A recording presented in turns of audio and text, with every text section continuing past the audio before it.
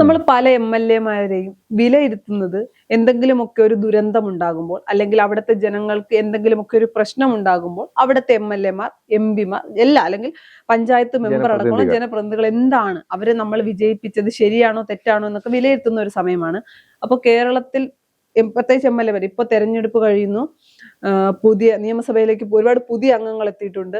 അപ്പൊ അവരെയൊക്കെ ജനങ്ങൾ തിരഞ്ഞെടുത്തത് ശരിയായിരുന്നു എന്നൊക്കെ വിലയിരുത്തി തുടങ്ങേണ്ട സമയമായി. നമ്മൾ ആരും പ്രതീക്ഷിക്കാത്ത സമയത്ത് ഒരു പ്രളയം ഉണ്ടാകുന്നു. പല MLA-മാരും ചെയ്യുന്ന പ്രവർത്തനങ്ങൾ കാണുമ്പോൾ നമുക്ക് കൊള്ളാം, വോട്ട് വെറുതെ ആയി പോയില്ല, അല്ലെങ്കിൽ ഇയാള് സഭയിൽ എത്തേണ്ട ആൾ തന്നെയാണ് എന്നൊക്കെ ഒരു തോന്നലുണ്ടാകും. അങ്ങനെ തോന്നിയ ഒരുപാട് പേരുണ്ട്. ജനങ്ങൾക്കൊപ്പം നിൽക്കുന്ന ആളാണ് തോന്നുന്നു. അതിൽ എടുത്തു പറയേണ്ട ഒരു പേര് എന്ന് പറയുന്നത് അബിൻ വർക്കിയുടേതാണ്. കാര്യം ആറന്മുളയിലെ MLA ആണ് അബിൻ വർക്കി. മന്ത്രിയായിരുന്ന ആളെ പരാജയപ്പെടുത്തി, വീണ ജോർജിനെ പരാജയപ്പെടുത്തി MLA ആയ ആളാണ്. എന്നാൽ രാഷ്ട്രീയത്തിൽ അബിൻ വർക്കി ഒരുപാട് നഷ്ടങ്ങൾ സഹിച്ച ആളാണ്. ഞാൻ ഇതിനു മുൻപ് സംസാരിച്ചപ്പോഴും പറഞ്ഞിട്ടുണ്ട്, കോൺഗ്രസ് രാഷ്ട്രീയത്തിലല്ല, ഇപ്പോൾ രാഷ്ട്രീയത്തിലെല്ലാം ഒരു റിയൽ പൊളിറ്റിക്സും ഉണ്ട്. റിയൽ പൊളിറ്റിക്സിൽ സജീവമാകാൻ കഴിയാതെ പോയ, റിയൽ പൊളിറ്റിക്സിൽ മാത്രം സജീവമായ ഇരുന്ന ഒരാളാണ് അബിൻ വർക്കി എന്ന് പറയേണ്ടി വരും. അതുകൊണ്ട് തന്നെ പലപ്പോഴും പദവികൾ നഷ്ടപ്പെടുന്നു. പലപ്പോഴും അബിൻ വർക്കിയെ തഴയുന്ന ഒരു സാഹചര്യം ഉണ്ടായി. അദ്ദേഹത്തിനൊപ്പം വന്ന ആളാണ് രാഹുൽ മാങ്കൂട്ടത്തിൽ. രാഹുൽ മാങ്കൂട്ടത്തിൽ റിയൽ പൊളിറ്റിക്സിലും ഒരേപോലെ ഉണ്ടായിരുന്നു. പക്ഷെ അബിൻ വർക്കി റീലിലേക്ക് അധികം സജീവമായിരുന്നില്ല, അല്ലെങ്കിൽ അദ്ദേഹത്തിന്റെ കാര്യങ്ങളൊന്നും അത്ര സോഷ്യൽ മീഡിയയിൽ അത്ര റിയലായി നിൽക്കാൻ ശ്രമിച്ചു. പഴയ ആളുകളുടെ ഒരു ശൈലി പിന്തുടർന്നു വന്ന ആളാണ് അബിൻ വർക്കി. അദ്ദേഹം ആറന്മുളയിൽ നിന്ന് സ്ഥാനാർത്ഥിയാകുന്നു, ജയിക്കുന്നു. ഇപ്പൊ അവിടെ ഒരു പ്രളയം വരുമ്പോൾ നമ്മൾ കണ്ടു, അല്ലെങ്കിൽ നമ്മൾ ആരും വിചാരിച്ചിരുന്നില്ല, ഞാൻ സത്യത്തിൽ വിചാരിച്ചിരുന്നില്ല അബിൻ വർക്കിയെ കൊണ്ട് ഇത്രത്തോളം ചെയ്യും, ജനങ്ങൾക്കിടയിലേക്ക് ഇത്രത്തോളം ഇറങ്ങി ചെല്ലും. സാധാരണഗതിയിൽ ഇത്തരം പ്രളയങ്ങളൊക്കെ വരുമ്പോൾ MLA-മാരാണ് അത് കോർഡിനേറ്റ് ചെയ്യാറ്. അതത് നിയോജക മണ്ഡലത്തിലെ MLA-മാർ അത് കോർഡിനേറ്റ് ചെയ്യും. ആരും തന്നെ അവർക്കൊപ്പം ഇറങ്ങാനോ അവരിൽ ഒരാളായി നിൽക്കാനോ ശ്രമിക്കാറില്ല, മുതിർന്ന നേതാക്കളടക്കം. ശ്രദ്ധിക്കേണ്ട ഒരു കാര്യം, നമ്മൾ ചുമ്മാ ഒരാളടുത്ത് പോയിട്ട് അല്ലെ MLA ആയി നിന്നിട്ട് അല്ലെങ്കിൽ ആരെങ്കിലും പ്രവർത്തകരുണ്ടെങ്കിൽ അവരോട് അത് ചെയ്യ് ഇത് ചെയ്യ് എന്ന് പറയുന്ന രീതിയല്ല കാണിക്കുന്നത്. നേരിട്ട് ദുരിതം അനുഭവിക്കുന്നവരുടെ അടുത്ത് പോയിട്ട് പറയാണ്, അവരെ അനുനയിപ്പിച്ച്, അതായത് വീടുകളിൽ നിന്ന് ദുരിതാശ്വാസ ക്യാമ്പുകളിലേക്ക് മാറാൻ തയ്യാറാകാത്ത ആൾക്കാരുടെ പറയുകയാണ് നേരിട്ട്. കുറച്ച് നേരം, ഒരു ദിവസത്തേക്കേ ഉള്ളൂ, നമുക്ക് എങ്ങ് പോവാം, അങ്ങോട്ട് കൊണ്ടുപോവാം, ഇവിടെ ഒറ്റപ്പെട്ടു പോകും എന്നുള്ളൊക്കെ ഒരു ഇതാണ് പറയുന്നത്. പറയുന്നത് അവരെ അനുനയിപ്പിച്ച് അവർ പോകാൻ തയ്യാറാവുന്ന ഒരു രീതിയാണ് നമ്മൾ മനസ്സിലാക്കേണ്ടത്, അല്ലേ? അദ്ദേഹം എന്ന് പറയുന്നത് MLA വലിയ എക്സ്പീരിയൻസ് ഉള്ള ആളൊന്നുമല്ല. അദ്ദേഹം ഇപ്പൊ ആദ്യമായിട്ടാണ് ജനപ്രതിനിധി. MLA എന്ന് പറയുന്ന പദവി എന്ന് പറയുന്നത്, നിയോജക മണ്ഡലം എന്ന് പറയുന്നത് വളരെ വലുതാണ്. പെട്ടെന്ന് ആരും പ്രതീക്ഷിക്കാത്ത സമയത്ത് ഇതുപോലെ ഒരു ദുരന്തം ഉണ്ടാകുമ്പോൾ അതിനെ എങ്ങനെ നേരിടാം? പകച്ചു നിന്നിട്ടില്ല എന്ന് പറയേണ്ടി വരും. പല ആളുകളോട് അദ്ദേഹം തന്നെ വെള്ളത്തിൽ നിന്നുകൊണ്ട് പറയുന്നുണ്ട്, നിങ്ങളിവിടെ ഒറ്റയ്ക്കായി പോകും, നിങ്ങൾ ഒരു ദിവസത്തെ കാര്യമില്ല, ആദ്യം നിങ്ങൾ ഈഗോ മാറ്റി വെക്കുക, രണ്ടാമത്തെ നിലയിൽ എപ്പോ വേണമെങ്കിലും വെള്ളം കയറും, അവിടെ സുരക്ഷിതരാണെന്ന് അദ്ദേഹം തന്നെ പല മാധ്യമങ്ങൾ കൊടുത്ത ബൈറ്റിലും പറയുന്നുണ്ട്. പല ആളുകളും ഇറങ്ങി വരാൻ തയ്യാറാകുന്നില്ല, അത് തന്നെയാണ് പ്രശ്നം. അവർ ക്യാമ്പുകളിലേക്ക് വരികയാണെങ്കിൽ എല്ലാം സജ്ജമാണ്, പക്ഷെ അത് ഇറങ്ങി വരാൻ തയ്യാറാകാത്തതിൽ ഒരു കാര്യം എന്ന് വെച്ചാൽ, ഈ മഴ ചിലപ്പോൾ 1-2 ദിവസമേ ഉണ്ടാവുള്ളൂ. ഇപ്പോ അടിഭാഗത്ത് കുറച്ച് ഭാഗത്തേ കയറിയിട്ടുള്ളൂ. അപ്പൊ ഞങ്ങൾ 1ാമത്തെ നിലയിലേക്ക് മാറി. അപ്പോ അതുകൊണ്ട് കുറച്ച് കഴിയുമ്പം ഈ മഴ കുറഞ്ഞു കഴിഞ്ഞാൽ ഇവിടുന്ന് ഇതെല്ലാം കൂടി കെട്ടിയെടുത്ത് പെറുക്കി കൊണ്ടുപോയിട്ട് ദുരിതാശ്വാസ ക്യാമ്പിലേക്ക്, അതൊരു ചിന്ത പലർക്കും ഉണ്ടാവുമായിരിക്കും. അതുകൊണ്ടായിരിക്കും. പക്ഷേ ശക്തിയായി രാത്രി പെയ്യുകയാണെങ്കിൽ ഇവരിവിടെ ഒറ്റപ്പെട്ടു പോകും. പക്ഷെ രക്ഷാപ്രവർത്തകർക്ക് പോലും ഒരു സമയത്ത് ഇവിടെ എത്താൻ കഴിയാത്ത സാഹചര്യം, അതുകൂടി ചിന്തിക്കണം. അങ്ങനെ ഒരു അനുഭവം നമുക്ക് 2018-19 വർഷങ്ങൾ ഉള്ളത് കൊണ്ടാണ് ഇപ്പൊ ജനങ്ങൾ പെട്ടെന്ന് മാറാൻ പറയുമ്പോൾ മാറുന്നത്. പക്ഷെ എന്നാലും ചിലർ മാറാൻ തയ്യാറാവുന്നില്ല എന്നുള്ളതാണ് ഒരു വസ്തുത. ഇപ്പോ തന്നെ ഒരു വീഡിയോയിൽ കണ്ടു, ഒരാളെ ദുരിതാശ്വാസ ക്യാമ്പിലേക്ക് മാറാൻ പറയുമ്പോൾ അദ്ദേഹം പറയുന്നുണ്ട് 13 ആട്ടിൻകുട്ടികളുണ്ട്, അല്ലെങ്കിൽ ആടുകളുണ്ട്, അവയെ കൊണ്ടുവരാതെ ഞാൻ വരില്ല. ഒരു രീതിയിൽ നോക്കിയാൽ അത് ശരിയായിട്ടുള്ള കാര്യമാണ്. ഇവര് ജീവൻ രക്ഷിക്കുമ്പോൾ മനുഷ്യരുടെ ജീവന് മാത്രമല്ല പ്രാധാന്യമുള്ളത്, മൃഗങ്ങളുടെ ജീവനും പ്രാധാന്യമുണ്ട്. അപ്പൊ അവയെ കൂടി രക്ഷപ്പെടുത്തേണ്ട ആവശ്യമുണ്ട്. അപ്പോ അദ്ദേഹം പറയുന്നുണ്ട്, ഞാൻ വരണമെങ്കിൽ എന്റെ 13 ആടുകളെയും കൊണ്ടുവരണം. പക്ഷെ അതിനും തയ്യാറാവുകയാണ് MLA അടക്കമുള്ളവർ. അതിനകത്ത് അബിൻ വർക്കിയൊക്കെ ആടിനെ എടുത്ത് വള്ളത്തിലേക്ക് വെക്കുന്ന ഒരു സാഹചര്യമുണ്ട്. അപ്പോൾ നമ്മൾ പറയുന്ന, അല്ലെങ്കിൽ യുവാക്കളൊന്നും ഒന്നിനും, നമ്മൾ സാധാരണ പറയല്ലോ യുവ MLA-മാരൊന്നും അത്ര ജ്വലിക്കണമെന്നില്ല എന്ന് പറയാറുണ്ട്. അതിന്റെ ഇടയ്ക്ക് ഒരു കാര്യം കൂടി പറയാം. അതേ അബിൻ വർക്കി MLA-ക്ക് നേരിടേണ്ട ഒരു ആരോപണം കൂടി ഇതിനകത്ത് സോഷ്യൽ മീഡിയയിൽ കാണുന്നുണ്ട്.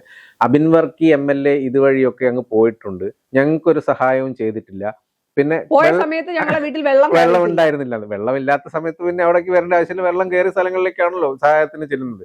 അങ്ങനെയൊക്കെ പറഞ്ഞ്, ഇത് മാത്രമല്ല ഞങ്ങൾക്ക് എല്ലാ സഹായവും വേണം. ഇപ്പൊ വെള്ളം കയറി വന്നേ ഉള്ളൂ, അല്ലെങ്കിൽ ദുരിതാശ്വാസ ക്യാമ്പിലേക്ക് മാറിയിട്ടേ ഉള്ളൂ, അപ്പോഴേക്കാണ് പറയുന്നത് ഞങ്ങൾക്ക് എല്ലാവിധ സഹായവും വേണം. അവിടെ സഹായം എത്തിക്കുന്നുണ്ടോ ഇല്ലയോ എന്നുള്ളത് അതിനുള്ളൊരു സമയം കൊടുക്കണം, എന്നിട്ട് അത് നോക്കണം. വന്നില്ലെങ്കിൽ മാത്രം പ്രതികരിക്കുന്നത് ശരിയാണ്. അല്ല, പിന്നെ എന്റെ ഒരു അഭിപ്രായമാണ്, ഈ പറയുന്ന മഴക്കെടുതിയിൽ പെട്ടുപോകുന്ന കുടുംബത്തിലുള്ളവർ ആദ്യം തന്നെ ഏറ്റവും അടുത്തുള്ള, അത് ആരെയാണ്, അവിടെ പാർട്ടിയോ രാഷ്ട്രീയം ഒന്നുമില്ല, ആരെയാണോ നിങ്ങൾക്ക് കോണ്ടാക്ട് ചെയ്യാൻ കഴിയുന്നത് അവരെ കോണ്ടാക്ട് ചെയ്ത് അവിടെ നിന്ന് മാറാനാണ് ശ്രമിക്കേണ്ടത്.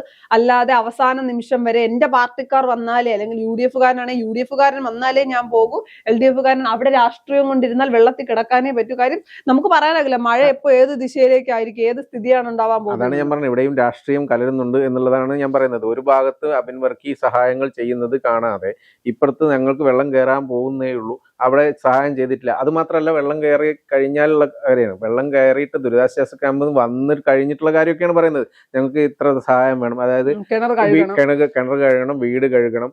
ഇതൊക്കെ ഈ ദുരിതാശ്വാസ ക്യാമ്പ് കഴിഞ്ഞ് മഴയൊന്നും ഒതുങ്ങിയിട്ടുള്ള കാര്യങ്ങളല്ലേ. അത് ഇപ്പോഴേ MLA-ക്കെതിരെ ആരോപണമായിട്ടാണ് ഉന്നയിക്കുന്നത്. അപ്പൊ അങ്ങനെ ഒരു സംഭവം ഉണ്ടെങ്കിൽ അതൊരു രാഷ്ട്രീയ പ്രേരിതമാണെന്നുള്ളത് നമുക്ക് തോന്നുന്നുണ്ട് വരുന്നത്. അല്ല, രാഷ്ട്രീയമായിട്ട് ഈ വിഷയങ്ങളെ ഒരു കാരണവശാലും പറയാതിരിക്കുക, അല്ലെങ്കിൽ രാഷ്ട്രീയമായിട്ട് ഉപയോഗിക്കാതിരിക്കുകയാണ് ഈ സമയത്ത് ചെയ്യേണ്ടത്. ഇപ്പൊ MLA ചെയ്യുന്ന കാര്യങ്ങളിൽ പരാജയം ഉണ്ടെങ്കിൽ അത് പറയരുതെന്നൊരു അഭിപ്രായമൊന്നുമില്ല. ഇപ്പം ഒന്നും ചെയ്യാതിരിക്കുകയാണ് അബിൻ വർക്കി, ഒരു കാര്യവും ചെയ്യുന്നില്ലെങ്കിൽ നമുക്ക് പറയാം ഇദ്ദേഹം ഒന്നും ചെയ്യുന്നതിന്റെ ഇടയ്ക്ക് ഇത് പറയുന്നതുകൊണ്ടാണ് ഞാൻ ഇത് എടുത്തു പറഞ്ഞത്. അതാണ് ഒരു ഭാഗത്ത് ഇങ്ങനെയുള്ള ആരോപണങ്ങൾ ഇതിന്റെ ഇടയ്ക്ക് വരുന്നത് കൊണ്ടാണ് എടുത്തു പറഞ്ഞത്. അതുപോലെ തന്നെ പിന്നെ സോഷ്യൽ മീഡിയയിൽ ഏറ്റവും കൂടുതൽ ചർച്ചയായിക്കൊണ്ടിരിക്കുന്ന ഒരു MLA പറയുന്നത് ചാണ്ടി ഉമ്മനാണ്. പിന്നെ ചാണ്ടി ഉമ്മനെ നമുക്കറിയാം ഒരു പരിധി വരെ എന്താണ്, ചാണ്ടി എന്തും എല്ലാത്തിലും മിക്സ് ആയി പോകുന്ന ഒരാളാണ് ചാണ്ടി. ഇപ്പോ വെള്ളത്തിൽ ചാടണോ വെള്ളത്തിൽ ചാടും, സൈക്കിൾ ചവിട്ടണോ സൈക്കിൾ ചവിട്ടും.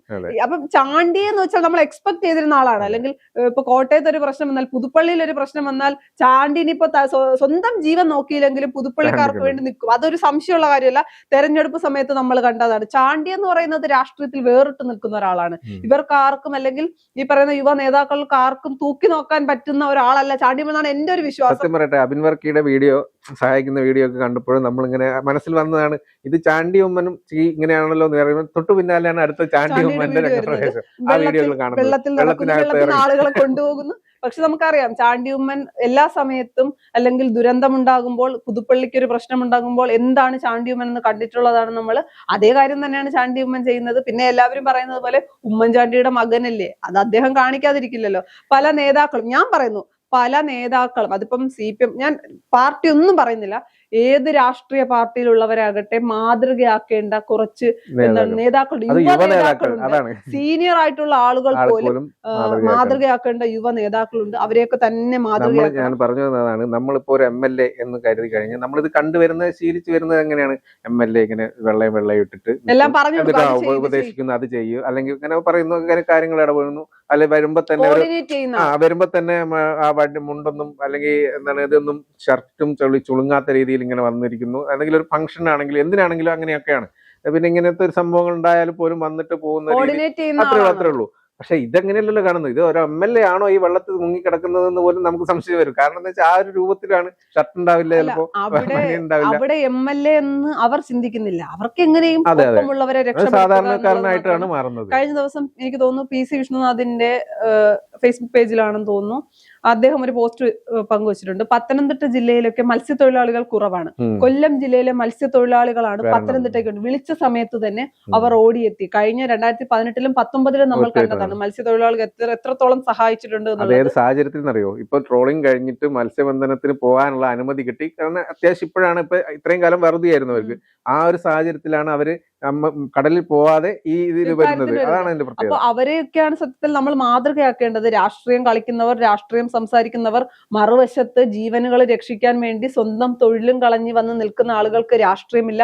അവരവിടെ ജാതിയോ മതമോ ഒന്നും നോക്കുന്നില്ല.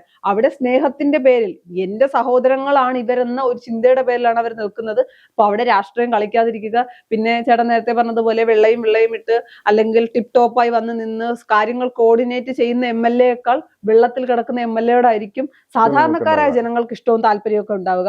നമ്മൾ ചാണ്ടിയുമ്മനെ പ്രത്യേകിച്ച് നമുക്ക് എപ്പോഴും ഒരു ചാണ്ടിയുമ്മനെ ഒരു സ്പെഷ്യൽ ഇമേജ് ആയിട്ട്, അല്ലെങ്കിൽ രാഷ്ട്രീയത്തിൽ ഒരു സ്പെഷ്യൽ പേഴ്സൺ ആയിട്ടൊക്കെ ചാണ്ടിയുമ്മനെ പറയുന്നതിന്റെ കാര്യം ഇതൊക്കെയാണ്. സൈക്കിളിൽ പോയി വോട്ട് ചോദിക്കുന്നു, എല്ലാ വീടുകളിലും കയറി വോട്ട് ചോദിക്കുന്നു. ഇപ്പൊ ഈ ഒരു സാഹചര്യത്തിൽ വെള്ളത്തിൽ നിന്ന് ആളുകളെ രക്ഷപ്പെടുത്തുന്നു, അദ്ദേഹം വെള്ളത്തിലേക്ക് ഇറങ്ങി നിൽക്കുന്നു. പറയുന്ന കാര്യങ്ങൾ നാക്കുകൊണ്ട് നിയന്ത്രിക്കുന്നതിനപ്പുറത്തേക്ക് കാര്യം എന്നെ കൊണ്ട് ചെയ്യാൻ പറ്റുന്നതെല്ലാം ഞാൻ ചെയ്യുമെന്ന നിലപാട് എടുക്കുന്ന MLA-മാരോടായിരിക്കും ജനങ്ങൾക്ക് താല്പര്യം, ഏത് പാർട്ടിയിലായാലും. ഇതിനിടയ്ക്കും ഈ ഇത്രയൊക്കെ ചെയ്യുന്ന MLA-മാർക്കെതിരെയും രാഷ്ട്രീയമായിട്ട് ആരോപിക്കുന്ന ഒരു സംഭവങ്ങളും ഇതിനിടയ്ക്കുണ്ട്. അപ്പൊ ഒന്നും ചെയ്യാത്ത MLA-മാരുടെ അവസ്ഥ ഒന്നാലും അതാണ്. ഇതിന് മാത്രമല്ല, ഈ രണ്ട് MLA-മാരുടെ നമ്മൾ ജസ്റ്റ് എടുത്തു പറഞ്ഞു എന്നേ ഉള്ളൂ. പല MLA-മാരും ഇപ്പൊ വയനാട്ടിലൊക്കെ ആണെങ്കിലുള്ള ശ്രീ സിദ്ദിഖ് അങ്ങനെയുള്ള മന്ത്രി കൂടെയാണ്. പലരും നന്നായി ചെയ്യുന്നുണ്ട്. പലരും എല്ലാവരുടെയും പേര് നമ്മൾ എടുത്തു പറഞ്ഞിട്ടില്ല. പലരും നല്ല രീതിയിൽ സോഷ്യൽ മീഡിയ ട്രെൻഡിങ് ആയി പൊയ്ക്കൊണ്ടിരിക്കുന്നതാണ് ചാണ്ടി ഉമ്മനും അബിൻ വർക്കി എന്ന് പറയുന്നത്. അപ്പോ റിയൽ പൊളിറ്റിക്സ് കൊണ്ടും ജീവിക്കാൻ, കാര്യം ഞാൻ അത് എടുത്തു പറയാനുള്ള കാര്യം എന്ന് വെച്ചാൽ ചാണ്ടിയുമ്മനായാലും അബിൻ വർക്കി ആയാലും അവരധികം റിയൽ പൊളിറ്റിക്സിലേക്ക് പോകില്ല, കൂടുതൽ റിയൽ പൊളിറ്റിക്സ് ആയി നിൽക്കാൻ ശ്രമിച്ചവരാണ്. അപ്പൊ പല ആളുകൾ കോൺഗ്രസിന്റെ അകത്ത് നിന്ന് തന്നെ പല ആളുകളും പറഞ്ഞു. അതുപോലെ ഒരാളായിരുന്നു രമേശ് ചെന്നിത്തല. അദ്ദേഹവും അങ്ങനെ ഒരു കാര്യം, അദ്ദേഹം പഴയ ഐഡിയോളജിയിൽ നിൽക്കുന്ന ആളാണ്. അദ്ദേഹം ഒരു റീലിലേക്ക് വരാതെ റിയൽ പൊളിറ്റിക്സുമായി പോയി. അപ്പൊ പല ആളുകളും അബിൻ വർക്കിയൊക്കെ വിമർശിച്ച് ഞാൻ പല കമന്റുകളിലും കണ്ടിട്ടുണ്ട്, ഇങ്ങനെ മുന്നോട്ട് പോകാനാകില്ല. പല ആളുകളും പറഞ്ഞിട്ടുണ്ട് അബിന് അവസരങ്ങൾ നഷ്ടപ്പെട്ടത് റിയൽ പൊളിറ്റിക്സ് കളിക്കാത്തത് കൊണ്ടാണ്. ഇപ്പൊ മനസ്സിലായില്ലേ, റിയൽ പൊളിറ്റിക്സിനേക്കാൾ കൂടുതൽ വിലയുള്ളത് എപ്പോഴും റിയൽ പൊളിറ്റിക്സിന് തന്നെയാണ്.